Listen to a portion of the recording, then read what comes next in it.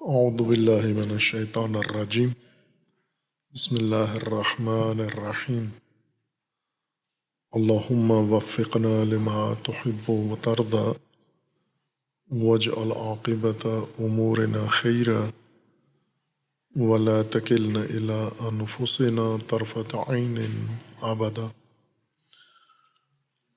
رب ادخلنی مدخل صدق واخرجنی مخرج صدق واجعل لی من لدنک سلطانا نصیرا۔ سورہ مبارکہ بقرہ آیات کریمہ یا ایہا الناس اعبدوا ربکم الذی خلقکم والذین من قبلکم لعلکم تتقون الذی جعل لکم الارض فراشا والسماء بناء وانزل من السماء ماء فأخرج به من الثمرات رزقا لكم فلا تجعلوا لله اندادا وانتم تعلمون۔ اللہ تبارک و تعالیٰ کی طرف سے تمام انسانوں کے لیے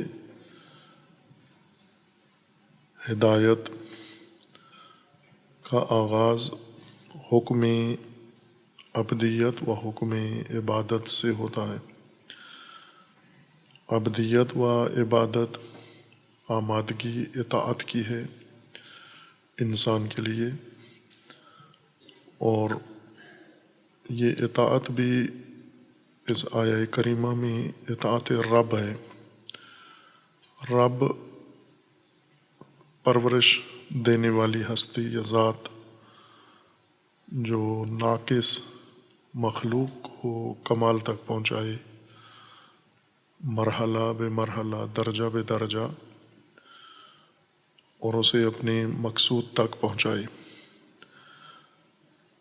اللہ تبارک و تعالیٰ نے مخلوقات کے لیے جو نظام تخلیق کا بنایا ہے، اس کے اندر تخلیق کے نظام سے ہی ربوبیت کے نظام کی ضرورت ثابت ہو جاتی ہے، چونکہ مرحلہ تخلیق میں کسی شے کو اللہ تعالیٰ نے کامل کمال یافتہ نہیں بنایا۔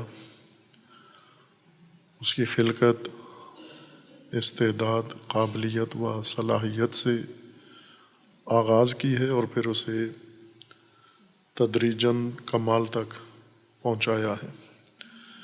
یہ عمل دو حصوں میں تقسیم کر دیا گیا ہے، پرورش کا نظام یا پرورش کا کام۔ خلقت یکساں ہے سب کی تخلیق، لیکن پرورش دو حصوں میں تقسیم کر دی ہے۔ ایک اشیاء کی پرورش جو اللہ کے ارادہ سے ہوتی ہے، جس میں اشیاء کا اور مخلوقات کا اپنا عمل دخل نہیں ہوتا، وہ اللہ کے ارادے، تکوینی ارادے کے مطابق وجود میں آتے ہیں اور تدریجاً نظام پرورش کے مطابق پرورش بھی پا لیتے ہیں۔ اور دوسرا انسان ہے کہ جو تخلیق میں دوسری مخلوقات کی مانند مجبور ہے، لیکن پرورش میں آزاد ہے، وہ مختار ہے۔ اللہ تعالیٰ نے انسان کے لیے پرورش کا جو نظام بنایا ہے، اس میں انسانی ارادہ اور انسانی اختیار ملحوظ رکھا ہے، بلکہ لازمی شرط ہے کہ انسان نے پرورش کے اصول، قواعد، ضوابط اپنے ارادے و اختیار سے چننے ہیں اور پرورش پانی ہے۔ اس لیے باقی موجودات کو فقط اللہ تعالیٰ نے خبر دی ہے کہ جو کچھ کائنات میں ہے وہ سب عبد ہے، آت الرحمن عبدا، وہ سب عبد ہیں، لیکن انسان کو حکم ہے کہ عبد بنو، عبد ہو تم۔ باقی مخلوقات کی نسبت اللہ تعالیٰ نے یہ خبر دی ہے کہ وہ عبد ہیں۔ جو کچھ زمین و آسمان میں ہے آت الرحمن عبدا، وہ عبد ہیں. انسان کو کہا ہے اعبدو، تو نے عبد بننا ہے، عبدیت اختیار کرنا ہے تو نے. چونکہ باقی مخلوقات موجودات صاحب اختیار و ارادہ نہیں ہیں، انسان صاحب ارادہ و اختیار ہے. اس لیے یہ عبدیت بھی اس کی ماموریت ہے، امر ہے اس کا، یہ عمل اس نے خود بجا لانا ہے، یہ مقام حاصل کرنا ہے عبدیت کا. اور اسی معنی میں عبد ہیں جس میں باقی کائنات عبد ہے، یعنی وہ مطیع ہیں، اوامر پروردگار جیسے صادر ہوتے ہیں ویسے ہی بجا لاتے ہیں. اس سے مراد یہ نہیں ہے کہ وہ سب پجاری ہیں، پوجا کرتے ہیں، وہ سب مطیع ہیں، اوامر تکوینی الہی بجا لاتے ہیں، اور انہیں ان اوامر کو ترک کرنے کا یا ان کی مخالفت کا اختیار بھی نہیں ہے، وہ مجبور ہیں اس عبدیت پر. انسان کی عبدیت اختیاری ہے، اور وہ بھی پرورش میں، خلقت میں انسان بھی مجبور ہے، عبد ہے، یعنی اوامر خلقت جو اللہ تعالیٰ نے فرمان تخلیق انسان کے لیے صادر کرنا ہے، اس میں انسان بھی مجبور ہے. پرورش میں آ کر انسان آزاد ہو جاتا ہے، جب اپنی شخصیت کو، اپنے وجود کو تکامل دیتا ہے، کمال تک پہنچاتا ہے تدریجاً، وہاں اس کا اختیار، دائرہ اختیار شروع ہوتا ہے. اعبدوا ربکم الذی خلقکم والذین من قبلکم لعلکم تتقون. خلقت و ربوبیت میں آپس میں تلازم ہے کہ خالق رب ہے، جو خالق نہیں ہے وہ پرورش بھی نہیں دے سکتا، اور جب خالق کے بغیر کوئی پرورش دیتا ہے تو وہ الٹی پرورش دیتا ہے. جیسے ہم دیکھتے ہیں کہ پرورش کا ایک نمونہ انسان اجرا کرتا ہے، اختیار کرتا ہے. جیسے جانوروں کو پرورش دیتا ہے، جیسے بندر کو انسان پکڑتا ہے، اسیر بناتا ہے، پھر اس کو اپنی مرضی کی صفات عادات اس کے اندر ایجاد کرتا ہے، اور اس کا نام اس نے بندر کی تربیت یا پرورش رکھا ہوا ہے. چونکہ انسان بندر کا خالق نہیں ہے، قابض ہے، پکڑ لیا ہے اس نے اور اسیر بنا لیا ہے اپنا. اس اسیر کو اپنی مرضی کے مطابق بناتا ہے، اور یہ نام اس کا اس نے تربیت رکھا ہے، جبکہ یہ مسخ ہے. درست اصطلاح کے مطابق یہ مسخ ہے، نہ کہ تربیت ہے، پرورش نہیں ہے، بلکہ پرورش کے بالکل متضاد عمل ہے. یعنی جو اس کی صلاحیت ہے بندر کی، وہ بڑھانے کے بجائے، اس کو کمال دینے کے بجائے اس کے اندر وہ عادت خوف اور لالچ کے ذریعے سے ڈالتا ہے جو اس کی طبیعت کے متضاد ہے.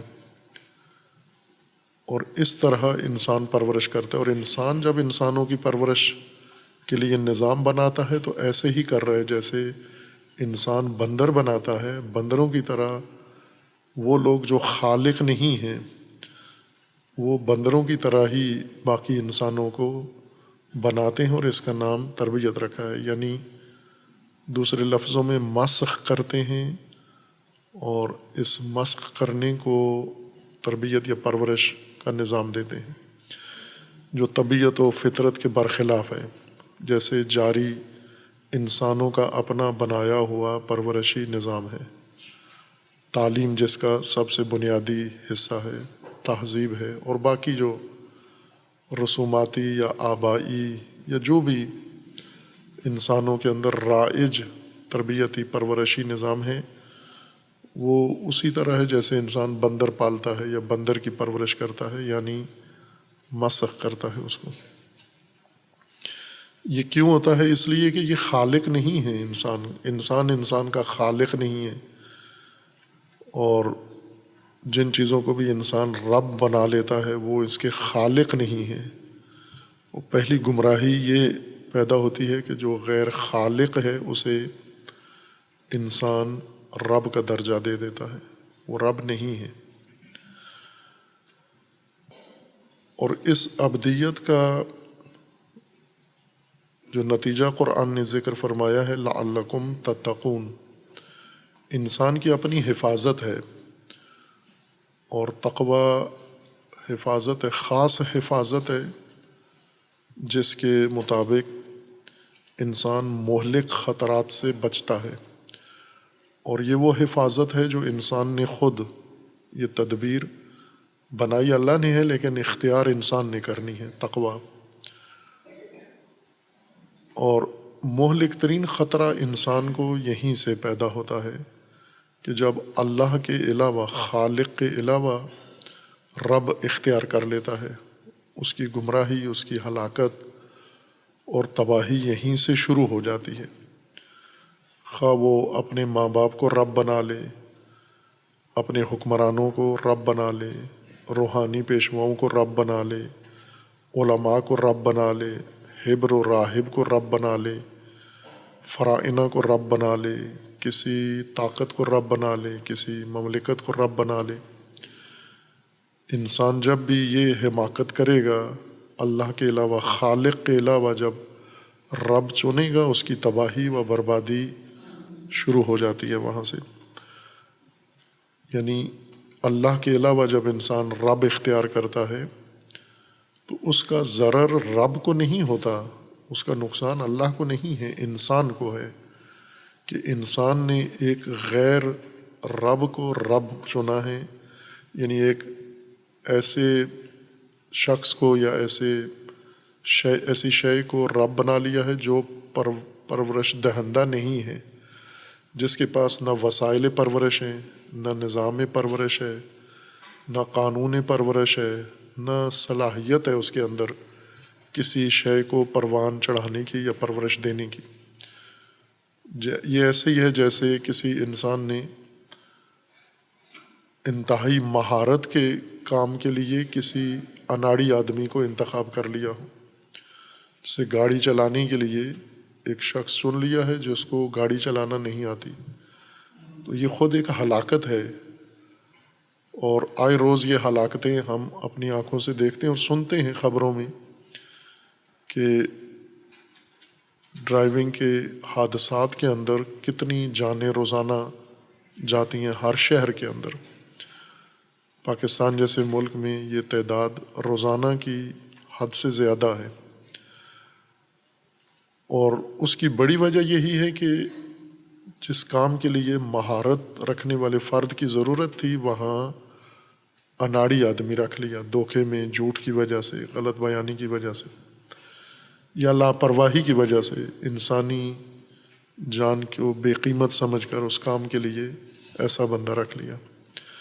جب ایک گاڑی کا ڈرائیور اناڑی ہو تو وہ انسان کو ہلاکت میں ڈال دیتا ہے، تو اگر تعلیم کا نظام، اس کا جو متولی ہے تعلیم ہے، وہ اگر نہ ہو، رب نہ ہو، اس کے پاس پرورش کا نظام نہ ہو، قانون نہ ہو، طریقہ نہ ہو، صلاحیت نہ ہو، اور اس کے حوالے ایک نسل انسانی کر دی جائے، تو وہ اس سے زیادہ ہلاکت کا موجب بنتا ہے، ذریعہ بنتا ہے۔ اور جیسے یہ ہلاکتیں ہو رہی ہیں ہر روز، مثلاً ہم اس ہلاکت کا، یعنی الہی ربوبیت، اللہ کی ربوبیت سے ہٹ کر جو انسانوں کے ربوبی نظام بنے ہوئے ہیں، ان کی ہلاکتیں روزانہ کی بنیاد پر دیکھیں، ہم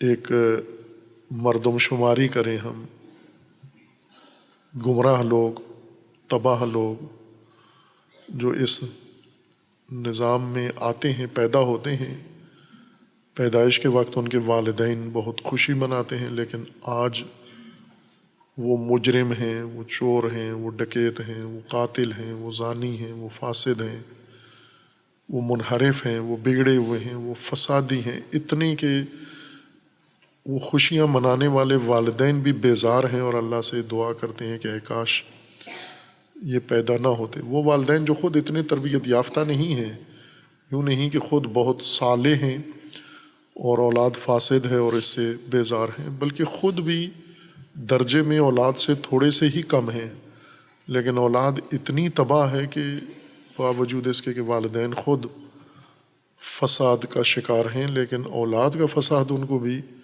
تحمل نہیں ہوتا۔ یہ اس ربوبیت کے نقصانات ہیں جو اس وقت موجود ہیں عملی طور پر، جس سے ہم لاپرواہ ہیں یا جس کی ہم دھیان ہی نہیں رکھتے اس نقصان کا۔ یعنی یہ جو اتنی اکثریت جمعیت جس کا قرآن نے اکثریت کا بیان کیا ہے کہ اکثر نامعقول، اکثر فاسد، اکثر گمراہ، اکثر فاسق، اس کو ہم انسانیت کا نقصان نہیں سمجھتے۔ مثلاً ہم اپنے ملک میں جو ذہنیت پائی جاتی ہے وہ یہ ہے کہ مثلاً یہ پہلے تجزیہ کر کے بتایا بھی ہے بعض دیگر مناسبتوں سے، ہماری حکومت کا یہی نظریہ ہے، اسٹیبلشمنٹ کا یہی نظریہ ہے، پاکستان کے اوپر مسلط لوگوں کا یہی نظریہ ہے، اور ان کی جیسے حکمران ہے ویسا دین عوام کا ہے، عوام کا بھی یہی نظریہ ہے کہ ضائع پاکستان کی نفری جو موجود ہے 24-25 کروڑ، اس میں سے جو لوگ ضائع ہو چکے ہیں، نقصان، قومی نقصان ہو چکا ہے، انسانی سرمایہ جو برباد ہو چکا ہے، وہ کون سا ہے؟ ان لوگوں کے ذہن میں ہے جو دینی مدرسوں میں ہیں، یہ ضائع مخلوق ہے ساری، یہ پاکستانی سرمایہ سارا ضائع ہو گیا ہے، ان کے علاوہ باقی سارا محفوظ ہے، وہ اس کو نقصان سمجھتے ہیں۔ لہٰذا آئے دن حکومت پریشان رہتی ہے اس طبقے کو بچانے کے لیے، اس کو انسانی نقصان، ملکی نقصان بچانے کے لیے۔ ان کی نظر میں یہ ضائع ہو رہا ہے، بعض جگہ ہو بھی رہا ہے، یوں نہیں کہ جو دین پڑھنے آتے ہیں وہ سارے درست ان کی پرورش ہو رہی ہے، بعض جگہ ضائع بھی ہو رہا ہے، لیکن ان کی کتنی تعداد ہوگی جو دینی مدارس میں آتے ہیں اور ان میں سے ایک تعداد ضائع بھی ہوتے ہیں، ان کو ہم ایک طرف رکھ لیں، اور وہ جو دینی مدارس میں نہیں ہیں، جوان اور نفری اور آبادی، عورتیں اور مرد جو گھروں میں ہیں، جو کالجوں میں ہیں، جو یونیورسٹیوں میں ہیں، جو معاشرے میں ہیں، جو دفتروں میں ہیں، جو منڈیوں میں ہیں، جو بازاروں میں ہیں، جو مارکیٹوں میں ہیں، وہ کتنے ہیں، یہ کتنے ہیں؟ یہ سارے ملا کے ملک بھر میں اگر دیکھیں تو یہ چند لاکھ بنتے ہیں، جیسے اعداد و شمار ہیں۔ مثلا شیعہ مدارس کے اندر یہ چند ہزار بنتے ہیں، 3-4 ہزار ہیں سارے ملا کے، اور اہل سنت کے مدارس میں زیادہ تعداد ہے ان کی، لاکھوں میں چلے جاتے ہیں، چند لاکھ بنتے ہیں، لیکن جو نہیں ہے مدارس میں وہ کروڑوں کی تعداد میں ہیں۔ اس وقت وہ جوان، وہ نوجوان جو مدارس سے باہر ہیں، گلی کوچوں میں ہیں، اور سب ان کو دیکھ بھی رہے ہوتے ہیں وہ کتنے فساد میں، کتنی تباہی میں مبتلا ہیں۔ مثلا باقاعدہ عالمی اداروں کے تجزیوں کے مطابق اور پاکستانی اعداد و شمار کے شماریات کے اس کے مطابق کہ پاکستان کے اندر تقریباً 60% افراد تعلیم حاصل نہیں کرتے، بالکل نہ دینی مدرسے میں نہ دنیاوی مدرسے میں، سرے سے اسکولوں میں نہیں آتے، یہ ان کو نہیں سمجھتے نقصان، کہ یہ نقصان ہے، انسانی نقصان ہے ایک قوم کا، کہ 60% پڑھائی میں آتے ہی نہیں ہیں۔ یہ جو 40% پڑھنے آتے ہیں، ان میں سے کتنے جرائم پیشہ ہو جاتے ہیں، کتنے غلط کاموں میں، فاسد کاموں میں چلے جاتے ہیں، نشے میں کتنے چلے جاتے ہیں۔ اس وقت پاکستان کے اندرونی اعداد و شمار کے مطابق کہ پاکستانی تعلیمی اداروں کے 70% بچے نشئی ہیں، 70% نشئی ہیں، نشے میں مبتلا ہو گئے ہیں۔ یہ انسانی نقصان نہیں ہے۔ اسی طرح اور ابھی لاہور میں کئی دفعہ یہ خبر چھپی ہے کہ اسکول کے بچوں نے مسلح جتھا بنایا ہوا ہے، لوگوں کو اغوا کرتے ہیں، ڈکیتیاں کرتے ہیں، چھوٹے چھوٹے بچے۔ 7ویں کلاس کے بچے نے ڈکیتی کی ہے اسلحے کے ساتھ۔ یہ سب ضائع نہیں ہے، نقصان نہیں سمجھتے اس کو، لیکن ہم حکومتی نظریہ یا عوامی نظریہ یا مغرب زدگی کے نظریے کو چھوڑیں، ہم حقیقت کے آئینک سے دیکھیں کہ یہ جو تربیتی نظام ہے ہماری قوم کا، اور کروڑوں افراد اس تربیتی نظام کے اندر موجود ہیں، یہ تربیتی نظام انہیں کتنا محفوظ کر رہا ہے، کتنا تکمیل کر رہا ہے، کتنا پروان چڑھا رہا ہے، اس کا تناسب کیا ہے، کتنی مقدار میں انہوں نے ان کو اپنی منزل تک پہنچایا ہے۔ خوب یہ اعداد و شمار اگر دیکھیں ہم تو 100% ناکامی کہہ سکتے ہیں اس کو آپ۔ اکا دکا جو بیچ میں شخصیات نکل آتی ہیں یا افراد نکل آتے ہیں، وہ اس نظام کی وجہ سے نہیں ہے۔ جیسے بعض علماء نے، بعض بزرگوں نے یہ کہا ہے کہ شہید مطہری جیسی شخصیتیں یہ دینی تعلیمی نظام کا نتیجہ نہیں ہے، یعنی یوں نہیں کہ وہ نظام اس طرح کی شخصیتیں بناتا ہے، چونکہ اگر نظام اس طرح کی شخصیتیں بناتا تو ہر دوسرا آدمی شہید مطہری ہوتا۔ ہزاروں لاکھوں طلاب دینی مدرسے میں پڑھتے ہیں، لیکن شہید مطہری استثنائی ہے۔ یا امام خمینی ایک دینی مدرسے کے فارغ التحصیل ہیں، تو دینی مدرسے نے یہ نہیں بنایا یہ پروڈکٹ، یہ اور نظام سے بنے ہیں، نہ کہ جو رائج تعلیمی نظام ہے۔ اگر رائج تعلیمی نظام مدرسوں کا امام خمینی بناتا تو ہر دوسرا مجتہد یا عالم امام خمینی جیسا ہوتا۔ اگر استثناء کسی معاشرے میں ہو جاتی ہے تو وہ دیگر عوامل باعث بنتے ہیں، نہ کہ نظام باعث بنتا ہے۔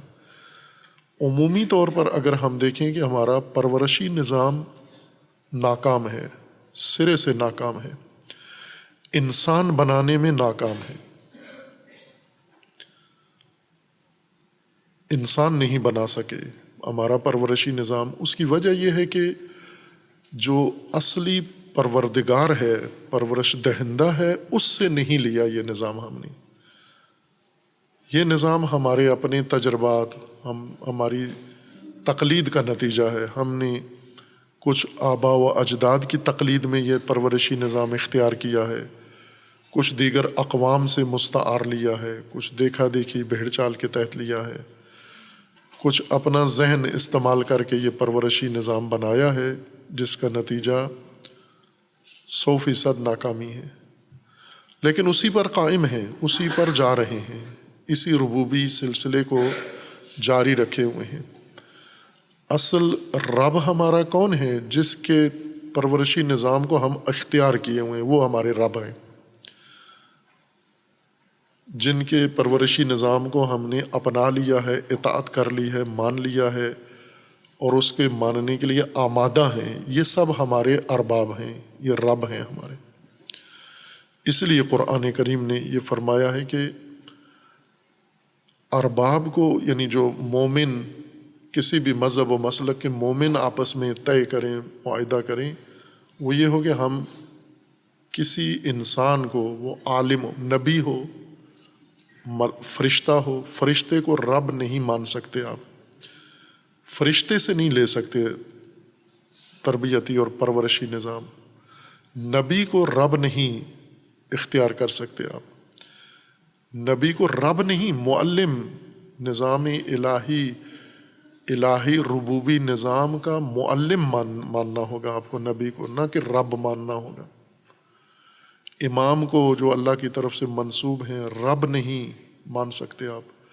امام کو یہ سورہ توبہ کی آیت کے مطابق کہ آپ نے امام کو معلم نظام ربوبیت الہی ماننا ہے، یعنی جس طرح قرآن کا حکم ہے کہ انہوں نے لوگوں کو کیا کہنا ہے، کونو ربانیین، ربانی ہو جاؤ، یعنی اللہ رب خدا ہے اور یہ ربانی ہو جائے، یعنی رب کے نظام پرورشی کے ماننے والے اور اس کے زیر سایہ تربیت پانے والے ہوں۔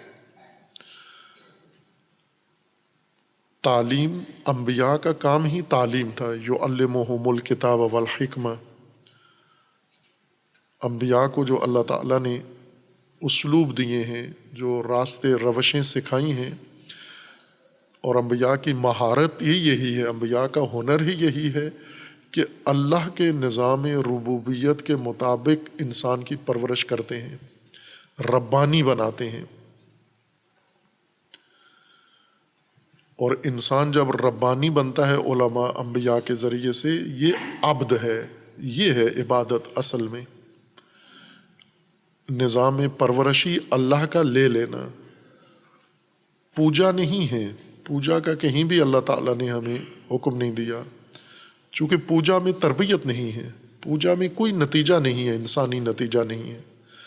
پوجا شہنشاہوں کی ضرورت ہے، بادشاہوں کی ضرورت ہے، پوجا ان حکمرانوں کی ضرورت ہے جن کی حکومت اگر لوگ نہ مانیں تو ختم ہو جاتی ہے، اگر لوگوں کی گردنیں نہ جھکیں ان کے سامنے تو وہ اپنے آپ کو بے اقتدار سمجھتے ہیں، بے وقار و بے وقت سمجھتے ہیں۔ لیکن اللہ کا اقتدار تو لوگوں کے ماننے سے نہیں ہے، لوگ سارے نہ مانیں پھر بھی اللہ کا اقتدار قائم ہے۔ تو جس کا اقتدار لوگوں کے جھکنے سے نہیں ہے بلکہ اس کا اقتدار اس کی ذات کی جانب سے ہے، تو لوگ جھکیں یا نہ جھکیں وہ تو ہر صورت میں الہ ہے، وہ تو حاکم ہے۔ پوجا اس حکمران کی ضرورت ہے کہ اگر لوگ نہ جھکے یہ ختم ہو جائے گا، اس کی حیثیت ختم ہو جائے گی، اس کی نفی ہو جائے گی، یہ مٹ جائے گا۔ یہ پوجا، اس کو پوجا کی ضرورت ہوتی ہے، یعنی اس کو لوگوں کی گردنیں اپنے سامنے جھکانے کی ضرورت ہوتی ہے۔ رب تعالیٰ کو نہیں ہے ضرورت کہ انسانوں کی گردنیں اپنے سامنے جھکائے۔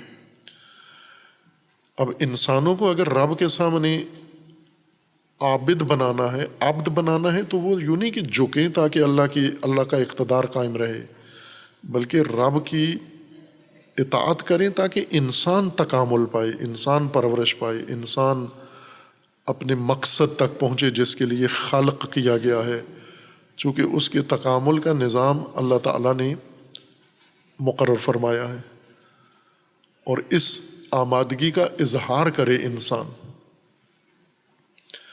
عموماً ہم عبادتوں میں غلط سمت میں چلے جاتے ہیں۔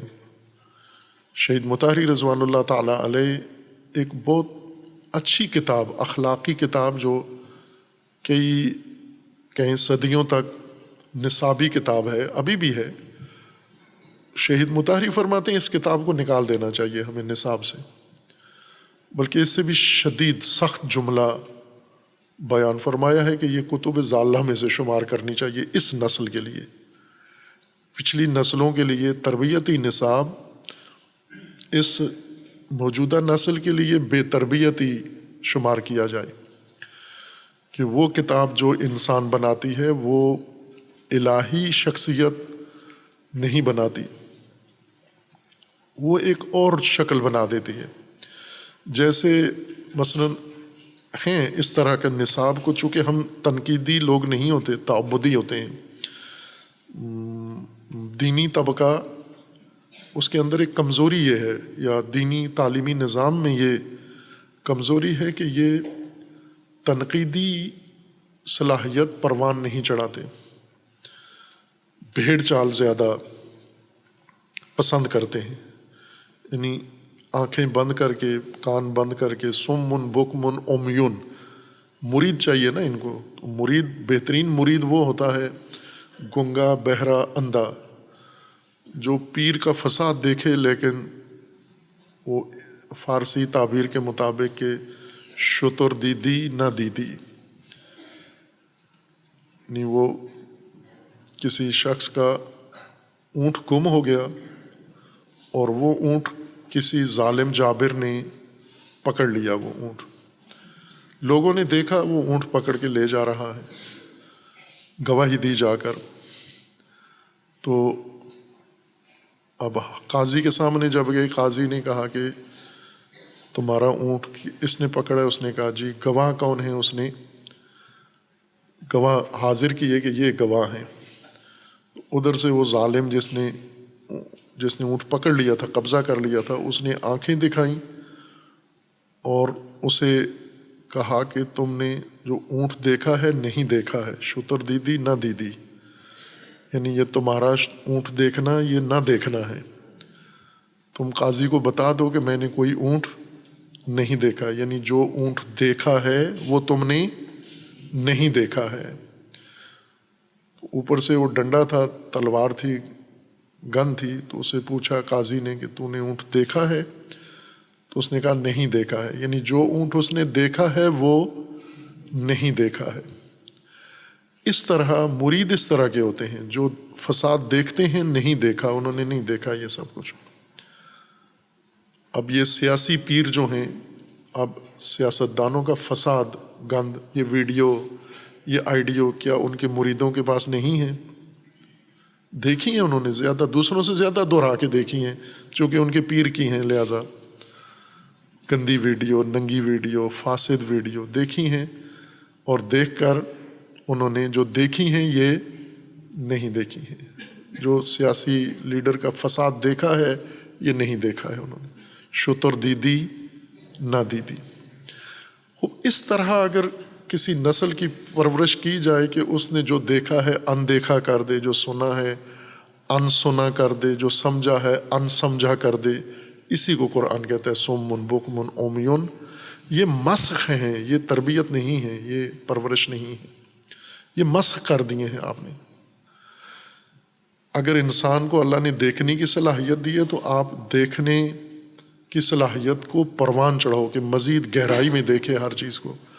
اگر اللہ نے سننے کی صلاحیت دی ہے تو اس سننے کی صلاحیت کی پرورش کرو کہ بہتر سنیں یہ۔ اگر سمجھنے کی اللہ نے صلاحیت دی ہے تو اس کو بہتر سمجھو، اس کی پرورش کرو کہ مزید اچھا سمجھے، اپنے ذہن سے سمجھے، اپنی آنکھ سے دیکھے، اپنے کان سے سنے، اپنی فراست استعمال کرے۔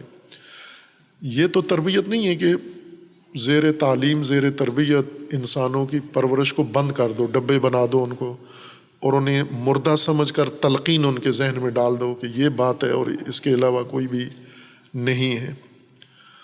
خوب آپ توجہ کریں، قرآن کریم کی ہدایت اتنی واضح ہے، روشن ہے۔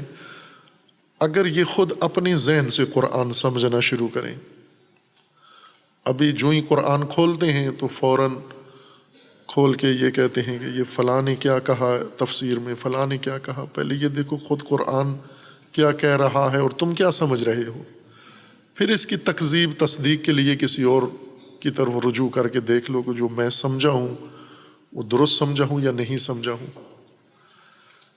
یہ پرورش ہے کہ ہم نقد کرنا اعتراض کو نہیں کہتے، یہ بھی غلط ترجمہ کرتے ہیں تنقید کا اردو میں۔ اعتراض کرنے کو کہتے ہیں فلاں تنقید کرتا ہے، صرف تنقید کرتا، تنقید اعتراض کو نہیں کہتے۔ تنقید نکھار کو کہتے ہیں، نکھار کو، یعنی جب چیزیں مخلوط ہو جائیں، صحیح اور غلط باتیں، تو تنقید کرو۔ تنقید کرو یعنی ان کو علیحدہ کرو، ان میں جو سچ ہے وہ علیحدہ کر دو، جو جھوٹ ہے الگ کر دو، اس کو تنقید کہتے ہیں، نہ کہ اعتراض کرنے کو۔ صحیح کو الگ کر دو، غلط کو الگ کر دو، حق کو الگ کر دو، باطل کو الگ کر دو، یہ نقد اس کو کہتے ہیں۔ سنیارا، اصل ناقد یا تنقید سنیارا کرتا ہے۔ جب اس کے پاس لوگ جاتے ہیں سونا زیورات جا کے بیچتے ہیں تو اس میں ملاوٹ ہوتی ہے، وہ اسے سونے کو پگھلاتا ہے، پگھلا کے جو ناخالصی ہے وہ الگ کر دیتا ہے، خالص سونا الگ کر دیتا ہے، یہ نقد کہلاتا ہے کہ جو اس میں حق ہے وہ الگ کرو۔ حق بیان کرنا نقد ہے، تنقید ہے، اور اس کے اندر سقم نکالنا یہ تنقید ہے، اس کو کہتے ہیں تنقید، نہ کہ اعتراض کرنا۔ تنقید کا مطلب یہ نہیں ہے کہ معترض بناؤ، آپ ہر چیز پر اعتراض کرنے والے بناؤ، یہ غلط ترجمہ ہے۔ نکھارنے والے، ایسے لوگ جو مثلا جس سے بھی بات سنیں، کوئی بڑا ہو، چھوٹا ہو، عالم ہو، فاضل ہو، شیعہ ہو سنی ہو، جس کی بھی بات سنیں اس کو تجزیہ کر سکیں، تجزیہ کر کے اس کو نکھار سکیں کہ اس میں اتنی بات درست ہے، سچ ہے، اتنا اس میں ملاوٹ ہے، یہ الگ کر سکیں، یہ تشخیص دے سکیں، اس کو کہتے ہیں تنقید۔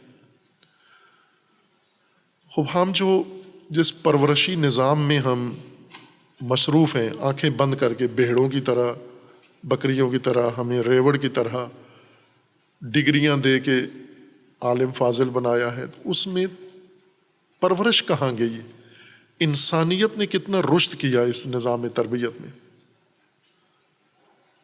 کتنی انسانیت ہے؟ مثلا عالم ترین انسان میں انسان ترین بھی ہے یا نہیں ہے؟ تو اصل پرورش اس صلاحیت کو ابھارنا، صلاحیت کو نکھارنا، اس صلاحیت کو کمال تک پہنچانا، یہ پرورش ہے۔ اور یہی خداوند تبارک و تعالیٰ نے بیان کیا ہے، اسی کو اپنانا عبادت ہے، یہ اپنانا عبدیت ہے، یہ اپنانا عبادت ہے۔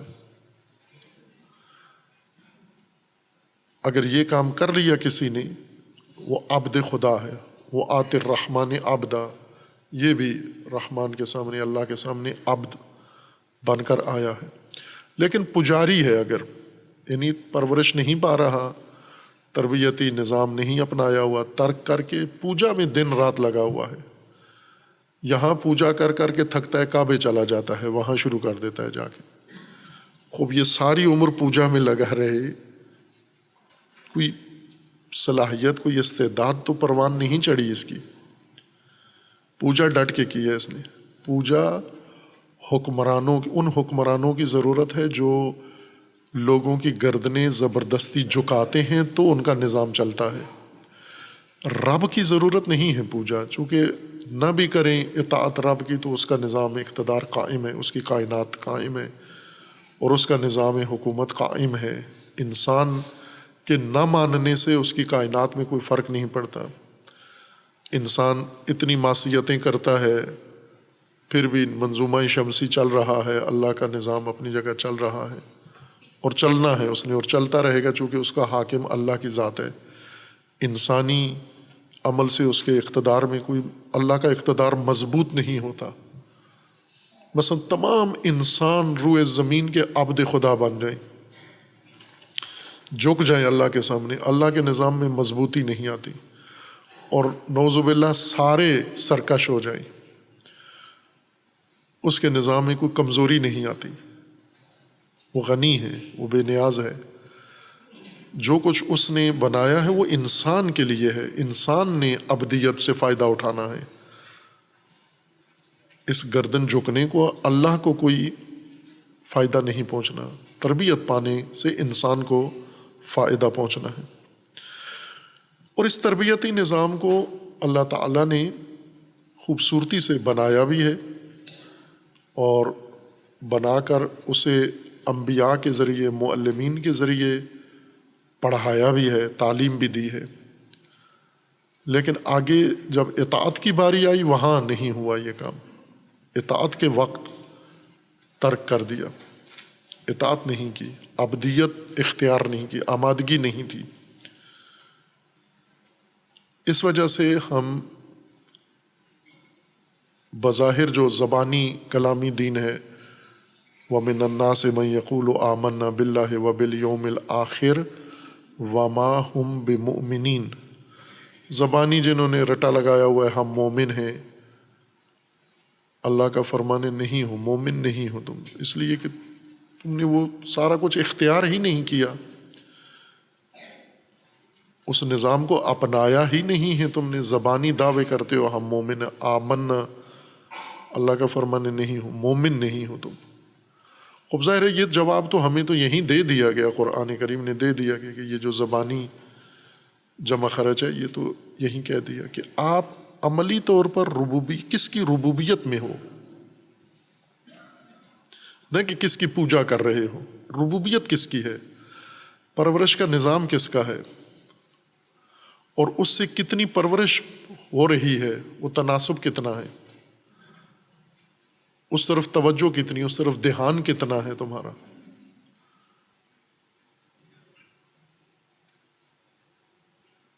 جو سر ہے، راز ہے انسان کا، انسان کی فلاح کا، انسان کی کامیابی کا، انسان کی نجات کا، وہ ربوبیت کے اندر ہے کہ اللہ کی ربوبیت کو سمجھ کر اس کے ساتھ اپنے آپ کو ہم آہنگ کر لے، اپنے آپ کو اس نظام کے حوالے کر دے،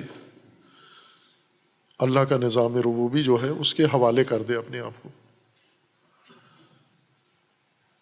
لیکن چونکہ انسان کے اندر اور انسان کے ذات سے باہر ربوبیت کے مدعی زیادہ ہیں، سب سے زیادہ دعوے دار ربوبیت کے ہیں، ارباب زیادہ ہیں انسان کے لیے، جو انسان کو رب سے دور کر کے یہ ارباب لے جاتے ہیں اپنی طرف، اپنی پرورشی نظام کی طرف۔ وہ ارباب قرآن کریم نے ان کا نام لے کے بتایا ہے کہ وہ کہیں راہب ہیں، کہیں ہیبر ہیں، کہیں حکمران ہیں، کہیں فرائنہ ہیں، کہیں ثروت مند ہیں، کہیں ملا ہیں، مختلف طبقات ہیں جو ربوبیت کا درجہ کسی قوم کے اندر اختیار کر لیتے ہیں، اور یہ قوم ان کی ربوبیت کو عملاً اختیار کر لیتی ہے، اپنا لیتی ہے۔ قولاً ان کو رب نہ بھی کہے، جب ان کا پرورشی نظام لے لیا ہے تو وہ رب ہیں آپ کے، آپ ان کی ربوبیت میں آ گئے ہیں، ان کی اطاعت میں ہیں، ان کی بندگی میں ہیں۔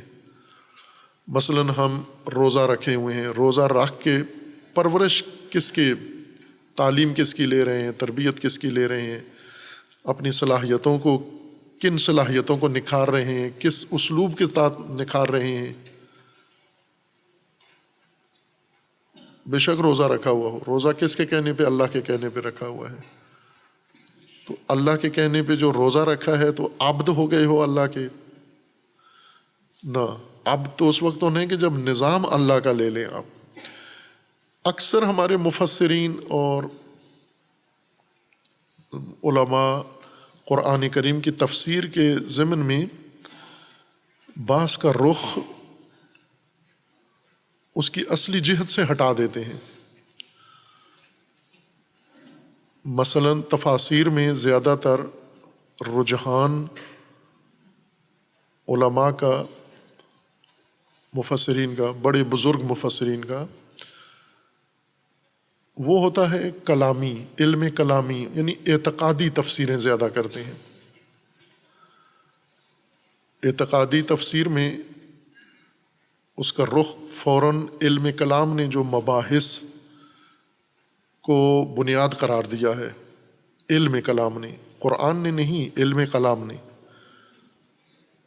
ان کو چونکہ یہ پڑھتے اسی نظام میں ہیں، اس میں تخصص و تبحر اس میں حاصل کرتے ہیں، وہ کلامی مہارتیں ان کے اندر بہت راسخ ہوتی ہیں، پکی ہوتی ہیں، اور بڑا عبور ہوتا ہے ان کو، ان دلائل کے اوپر عبور ہوتا ہے، ان مباحث کے اوپر عبور ہوتا ہے۔ مثلاً ہم تفسیر کبیر، بہت بڑے جید عالم اہل سنت کے علماء اسلام میں سے شمار کریں، جو کہ مسلمان ہیں، تو فرقوں کے نہ کہیں، علماء اسلام میں سے ایک بہت بڑی جید شخصیت ہیں امام فخر رازی، شہرت ہی ان کی امام کے نام سے ہے،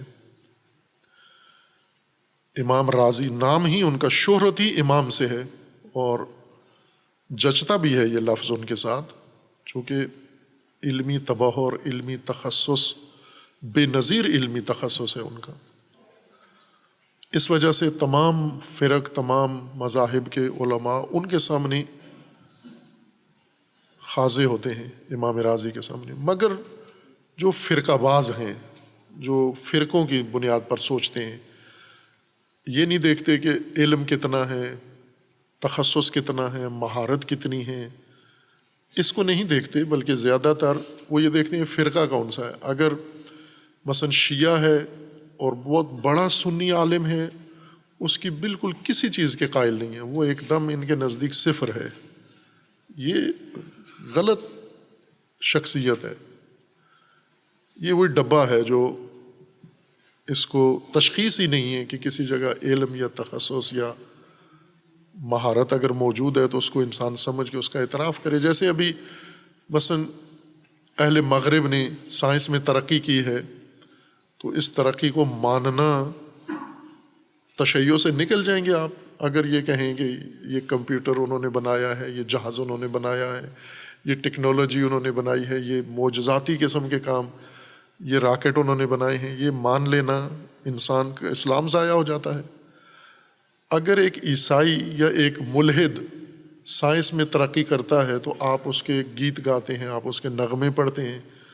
تو اگر کسی مخالف فرقے والے نے اگر کوئی مہارت حاصل کر لی ہے، اس کے کمال کا اعتراف کرنے سے آپ کی نکاح ٹوٹ جاتے ہیں. یہ فرقہ وارانہ ذہنیت ہے غلط. جس نے جو کمال حاصل کیا ہے اس کا اعتراف کرو آپ. یہ انصاف ہے، یہ درست کام یہ ہے. بے شک آپ کے مسلک کا نہیں ہے، آپ کے فرقے کا نہیں ہے، اور اگر اپنی مسلک کا جاہل بھی ہے کوئی، اس کو بڑا عالم علامہ سمجھیں، اس کے کیا کہنے، کیونکہ وہ ہمارے فرقے کا ہے. یہ نہیں ہے معیار، سرے سے نہیں ہے. اس پہ لکیر مار دیں. اس طرح زندگی میں نہیں سوچنا کبھی بھی. فرقہ دیکھ کر، مسلک دیکھ کر، مذہب دیکھ کر ہم لوگوں کو تشخیص دیں کہ کس نے کیا کیا ہے. نا، جس نے جو کمال، جو خدمت کی ہے اس کے سامنے ہے، آج موجود ہے. اگر کسی نے کسی علم میں کوئی مہارت حاصل کی ہے، فلسفہ میں کوئی مقام حاصل کیا ہے، کسی بھی مذہب کا ہے، قبول کر لو. سائنس میں اس نے کوئی کارنامہ انجام دیا، قبول کرو اس کو. آپ کے فرقہ بازوں نے آپ کو صرف اندھیرا ہی دیا ہے. یہ بجلی کسی فرقہ پرست مولوی نے نہیں آپ کو دی. آج جس بجلی سے لطف اندوز ہو، یہ فرقہ بازوں میں سے کسی نے نہیں بنائے. خود فرقہ باز بھی موبائل سے استفادہ کر رہا ہے، سوشل میڈیا سے استفادہ کر رہا ہے، انٹرنیٹ سے استفادہ کر رہا ہے، تفرقہ پھیلانے کے لیے، گمراہی کے لیے. خوب یہ ساری سہولت کس نے دی ہے تجھے؟ کم از کم اس کا اعتراف تو بنتا ہے، اقرار تو بنتا ہے جس نے بھی یہ خدمت کی ہے، جس نے یہ کام کیا ہے. اور یہ سب انہی کی خدمات ہیں. ظاہر ہے آپ کے پاس صرف یہ ہے کہ پدرم سلطان بود، ہمارے آبا بہت دانشور تھے، ہم جوہلا ہیں، ہمارے آبا و اجداد بہت. ابن سینا بڑی شخصیت تھے، زکریا رازی بہت عظیم تھے تو وہ آبا وہ تمہارے ہی، تم کیا ہو؟ وہ تمہارے آبا تھے، ٹھیک تھے، وہ پڑھے لکھے تھے، آپ کیا ہو؟ کچھ کیا ہے آپ کی طرف سے، کچھ بنا ہے، کچھ آیا ہے سامنے؟ تو یہ فرقہ بازی یہ ہے کہ اگر کسی مخالف فرقے کا کوئی بھی بندہ ہے اس کا انکار کر دو. یہ ہے پاکستان میں شدید ہے یہ ماحول. مثلا اہل سنت جو فرقہ باز ہیں، کسی شیعہ عالم کی کوئی بات ان کو اچھی نہیں لگتی، کسی کو عالم مانتے ہی نہیں ہیں. یہی ادھر بھی ہے جو فرقہ پرست ہیں، ان کا یہ ہے کہ سنیوں میں کوئی عالم ہے ہی نہیں ہے. ہیں دونوں طرف عالم ہیں، دونوں طرف عالم نما بھی ہیں. جن کو اشباح الناس نے عالم کہا ہے وہ عالم نہیں ہیں، اور علماء بھی ہیں، حقیقی علماء بھی ہیں. اب ان کا رائے آپ سے مختلف ہے. امام رازی کی آراء بہت مختلف آراء ہیں، اکثر سنیوں سے بھی ٹکراتی ہیں، شیعوں سے بھی ٹکراتی ہیں. لیکن اس کا یہ مطلب نہیں ہے کہ امام رازی عالم نہیں ہے، فاضل نہیں ہے. بہت پختہ عالم ہے، نہ معمولی عالم ہے، بہت پختہ عالم ہے. انہوں نے جو تفسیر لکھی، ظاہر ہے بہت پرانی قدیم تفسیروں میں سے ان کی ہے، 1000 سال پہلے کے ہیں امام رازی، لیکن تفسیر زور اس کا ابھی تک باقی ہے. وہ تفسیر میں جو ہی آیت اٹھاتے ہیں فوراً آیت کو لے کے، مجھے ان کی تفسیر دیکھ کے وہ دوڑ نظر یاد آتی ہے جس میں وہ ایک ٹیم وقفے سے کھڑے ہوتے ہیں، ایک جھنڈا ہوتا ہے، ایک آدمی دوڑتا ہے، دوسرے کو جھنڈا دیتا ہے، وہ جھنڈا پکڑ کے پھر آنکھیں بند کر کے دوڑتا ہے پوری سپیڈ کے ساتھ، پھر وہ اگلے کو دیتا ہے، وہ جھنڈا پکڑ کے دوڑتا ہے. اس طرح 4-5 مل کے دوڑتے ہیں. تو وہ امام رازی صاحب جب کسی آیت کو پکڑتے ہیں، اس دوڑ کی طرح پکڑ کے ایک دم شوٹ لگاتے ہیں، دوڑتے ہیں. وہ کلامی رنگ دے کر ایک دم چلے جاتے ہیں علم کلام کے میدان میں. اور علم کلام میں بھی جو ان کے اپنے مسلکی آراء ہیں، ان کی طرف باعث کو موڑ کے لے جاتے ہیں. آیت کچھ اور کہہ رہی ہے، وہ اس کو لے کے دوسرے میدان میں چلے جاتے ہیں. یہ میں نے ایک مثال دی ہے، چونکہ امام راضی کو ماننے والے پاکستان میں کم ہیں، اس لیے ان کی مثال دی ہے کہ کسی کو اعتراض نہ ہو. اسی طرح دوسرے بھی ہیں، آیت کریمہ جو ہی ان کے سامنے آتی ہے لے کے اس کو دوڑ پڑتے ہیں علم کلام کی طرف. مثلا مثال کے طور پر، اب باقی آپ خود دیکھ لینا کہاں کہاں یہ بات ہے. یا ایھا الناس اعبدوا ربکم الذی خلقکم والذین من قبلکم لعلکم تتقون. یہ آیا اکثر تفسیروں کے اندر کیا بیان کر رہی ہے؟ توحید ربوبی بیان کر رہی ہے. توحید ربوبی ٹھیک ہے، یعنی غلط جہت نہیں گئے، درست ہے، توحید ربوبی ہی بیان کر رہی ہے. لیکن یہ توحید ربوبی کلامی عنوان ہے، اس کو کسی نے بھی نظام ربوبیت نہیں کہا. کسی مفسر کی زبان سے یہ نہیں نکلا کہ یہ آیہ کریمہ نظام ربوبیت بیان کر رہی ہے، جس کو آپ توحید ربوبی کہہ رہے ہیں. توحید در ربوبیت یہ نظام ربوبیت ہے. اصل تفہیم آیا یہ کر رہی ہے کہ اے لوگو اطاعت کرو آمادگی کے ساتھ، اپناؤ، اختیار کرو. کس کو اطاعت کرو؟ اللہ کی، اپنے رب کی اطاعت کرو. خب رب نے تمہارے لیے جو ربوبیت کا، چونکہ اصل تمہاری مشکل ربوبیت ہے، اگر ہم یہ ذہن میں رکھ لیں فرق کیا پڑتا ہے، توحید ربوبی اس کو کہیں یا نظام ربوبیت کہیں، فرق کیا پڑتا ہے؟ فرق یہ پڑتا ہے کہ اگر ہم اس باس کا عنوان رکھیں توحید ربوبی، تو اس کا مطلب یہ کہ ہم نے ذہن میں پہلے جیسے کہا تھا خالق، توحید در خالقیت، توحید ذاتی، جس طرح علم کلام ہمیں پڑھاتا ہے توحید ذاتی، توحید صفاتی، توحید افعالی، پھر اس کو لے کر ہم قرآن میں آ جاتے ہیں. توحید ذاتی اللہ کو ایک ماننا، توحید ربوبی رب کو ایک ماننا، اللہ کے علاوہ کسی کو رب نہیں ماننا. وہ ماننا یہ مان لیا ہم نے، اللہ کے علاوہ کوئی رب نہیں ہے. ٹھیک ہے، یہ مان کر اب سب مانے ہوئے ہو نا، آپ توحید ربوبی تو مانتے ہو. اب آؤ ذرا دیکھو آ کے یہ ربوبیت پرورش کا جو آپ کے پاس نظام ہے یہ کہاں سے آیا ہے؟ یہ رب کا ہے. توحید ربوبی آپ نے کہہ کے مسئلے کو ذہنی بنا دیا، اعتقادی بنا دیا ہے، جبکہ ربوبیت اصل میں سماجی موضوع ہے، توحید بھی سماجی موضوع ہے. علامہ اقبال اس نقطے کی طرف متوجہ تھے کہ زندہ قوت تھی زمانے میں یہی توحید کبھی، آج فقط ایک مسئلہ علم کلام. اب ایک کلامی بحث ہے، جبکہ رسول اللہ کے زمانے میں یہ طاقت تھی، یہ طاقت تھی، عملی طاقت تھی، زندہ قوت تھی زمانے میں یہی توحید کبھی. یعنی یہ مومنین کی طاقت تھی، یہ سماج کی طاقت تھی، یہ نظام کی طاقت تھی یہ توحید. آج ایک مسئلہ یہ علم کلام. جب ہم اس کو لے جاتے ہیں کلامی مباحث میں یا کھاتے میں، تو کلام کا کام معنی یہ ہے کہ ہمارا ذہن بنائے، ہمارا اعتقاد بنائے، کہ ہم ذہن میں یہ تصور رکھیں کہ اللہ کے علاوہ کوئی رب نہیں ہے. ذہن میں یہ تصور رکھنا ہے، ذہن کا خیال رکھنا ہے کہ وہاں شرک نہ آئے. خب عملاً ربوبیت، عملی ربوبیت، زمینی ربوبیت کیا کریں کہ اس میں کوئی حرج نہیں ہے، ذہن میں بس دھیان رکھنا ہے. ویسے آپ رب مان لو، شرق کو رب مان لو، غرب کو رب مان لو، فلاں کو رب مان لو، فلاں، اس میں کوئی حرج نہیں ہے. آپ چائنا کو رب مان لو، آپ عالمی اداروں کو رب مان لو، عالمی طاقتوں کو رب مان لو، عرب ملکوں کو رب مان لو، اپنے ماں باپ کو رب مان لو، اپنے علماء کو رب مان لو، اپنے پیروں کو رب مان لو، اپنے مرشدوں کو رب مان لو.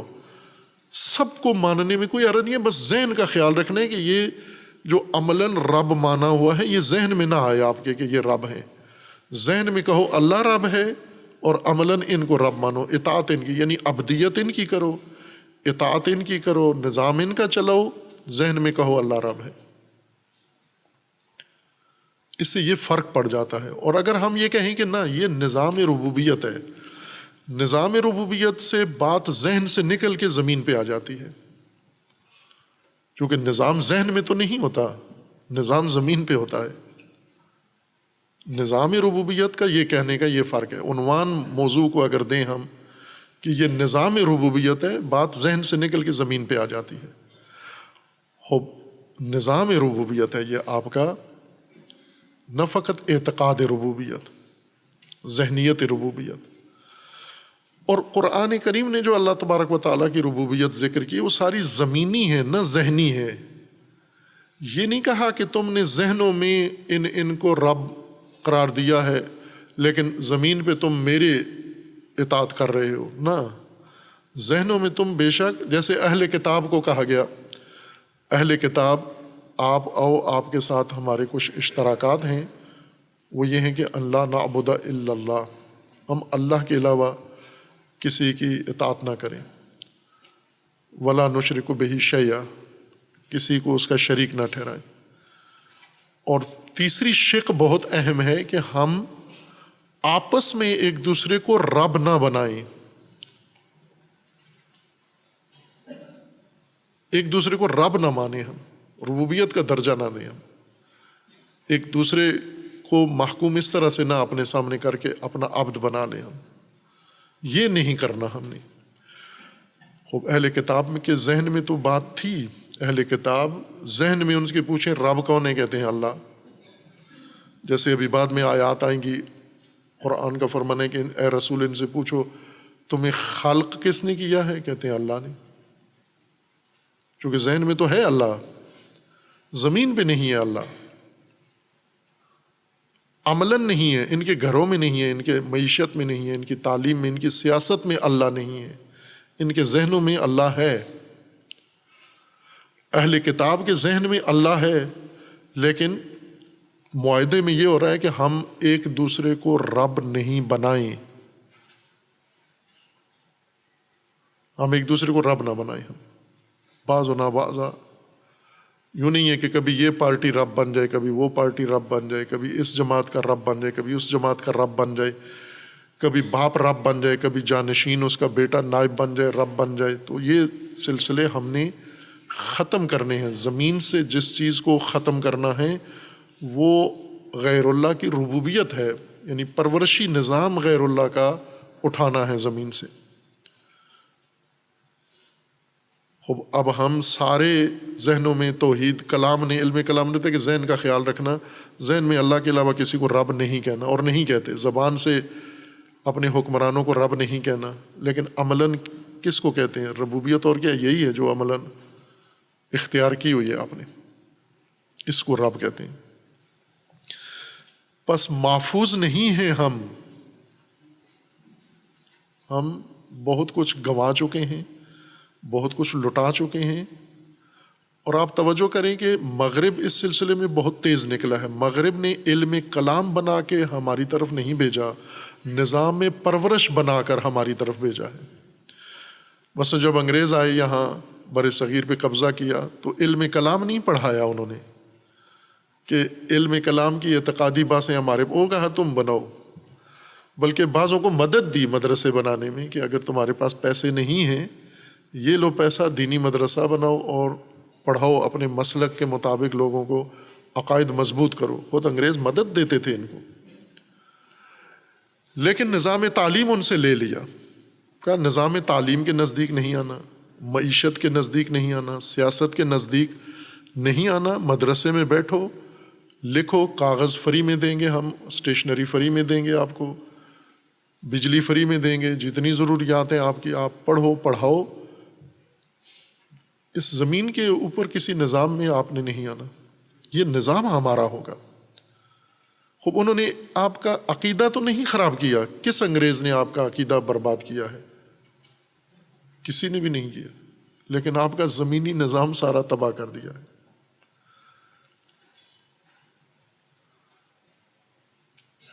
اس کی ربوبیت ابھی تک پاکستان میں برطانیہ کی ربوبیت چل رہی ہے، چونکہ نظام پرورشی سارا ان کا ہے۔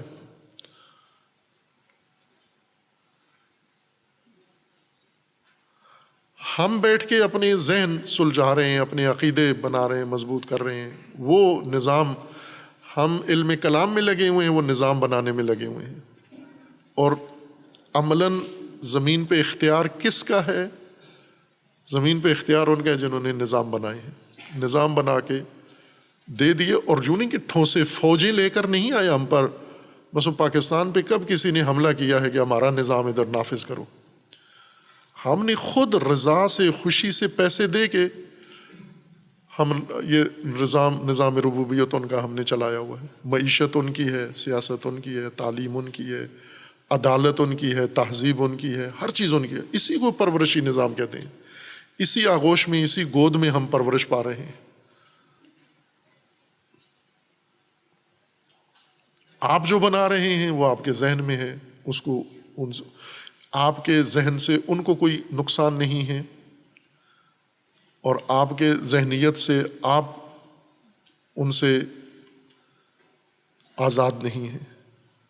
بے شک وہ جو تلقینات ذہنی ہیں، نسل اندر نسل وہ بناتے جو، آگے منتقل کرتے جو۔ ایک نسل عالم بنتی ہے، وہ مدرسہ بنا کے اپنی جیسی کاپی ایک اور بناتا ہے کہ ربوبیت ادھر دوسروں کی رہے۔ ربوبیت اللہ کی زمین کی طرف نہیں دیکھنا، ذہن کی طرف دیکھنا ہے۔ جیسے میں سوچتا ہوں ایسے آپ سوچو۔ نقد کا مطلب نکھارنا ہوتا ہے کہ یہ جو ایک تسلسل سے آ رہا ہے، نسل اور نسل کے بعد نسل، اس کو کہیں روکے تو صحیح۔ کوئی نسل ایسی پیدا ہو آگاہ با بصیرت جو اس سب کا جائزہ لے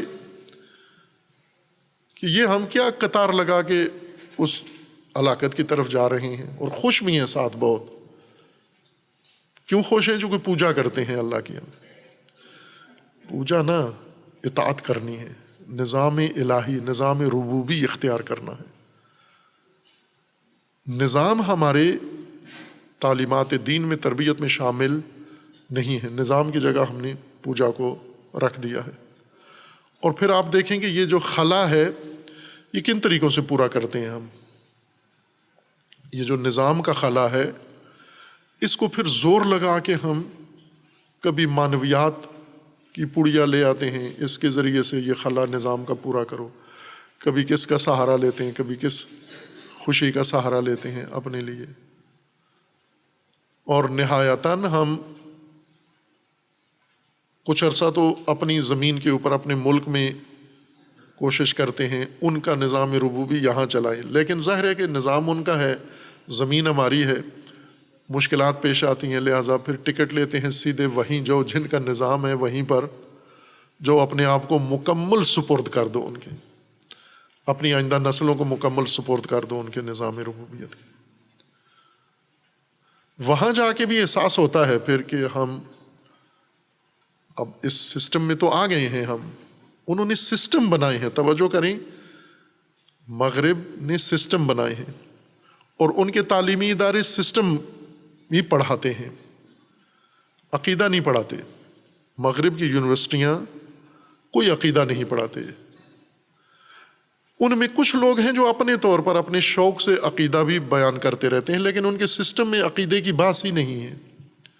سسٹم کی بات ہے، نظام کی بات ہے کہ آپ نظام اپنا مضبوط رکھیں۔ چونکہ اصل شخصیت کو واعظ و خطیب نہیں بناتا، اصل شخصیت نظام بناتا ہے۔ مثلا دن بھر ایک بچہ نظام کے آغوش میں بن رہا ہوتا ہے، شام کو گھر آتا ہے، ماں باپ اس کو لے کے تھوڑی دیر کے لیے چرچ چلے جاتے ہیں، مسجد چلے جاتے ہیں، امام بارگاہ چلے جاتے ہیں، وہ احساس اس کا خلا پورا کرتے ہیں، کمی پوری کرتے ہیں۔ نظام نہ ہونے کی کمی پوری کرتے ہیں اس رسم سے جا کر۔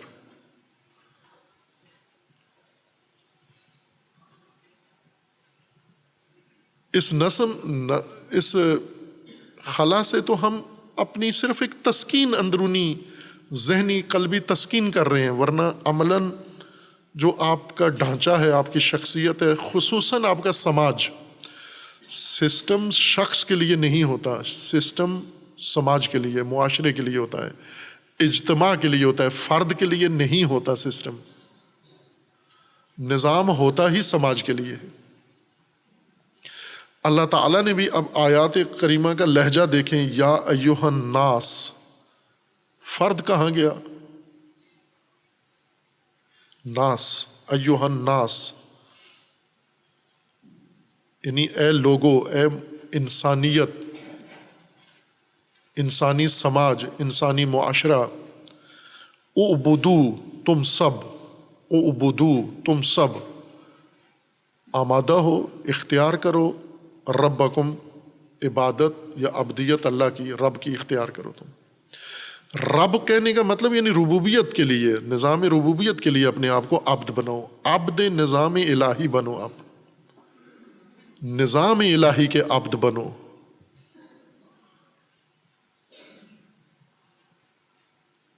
الذی خلقکم، تمہارا خالق وہ ہے تو تمہارا رب بھی وہی ہے۔ یوں تو نہیں ہو سکتا کہ خالق تمہارا کوئی اور ہو، رب تمہارا کوئی اور ہو، جیسا ابھی کر لیا ہے۔ ذہنوں میں خالق اللہ کو مانتے ہو، رب عملاً زمین پہ کسی اور کو مانتے ہو آپ۔ والذین من قبلکم، وہ تمہارا بھی خالق ہے، تم سے پہلے والوں کا بھی خالق ہے۔ لعلکم تتقون، تاکہ تم محفوظ ہو جاؤ، ضائع نہ ہو تم۔ اس ابدیت نے تمہیں بچانا ہے، اس ابدیت کے اندر تمہاری بقا کا، تمہاری حفاظت کا راز ہے۔ لعلکم تتقون۔